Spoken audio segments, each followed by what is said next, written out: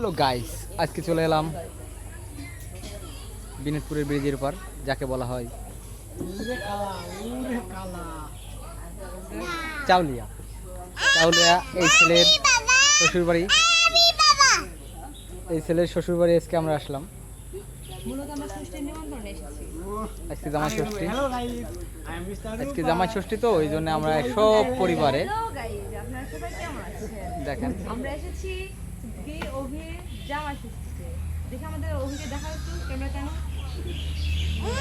ছেলের ষষ্ঠী কেউ দেখে বলবে ওই বাড়ির জামাই। দেখেন গাইস, আশফল খাই ব্যস্ত। দেখি কতবার বিয়া তো বন্ধুটা হাত হতে গেল। এখানে আছে আমার পুত্র এসকে আর সৌরভ, পাশে আছে ভাগ্নে পটাশ।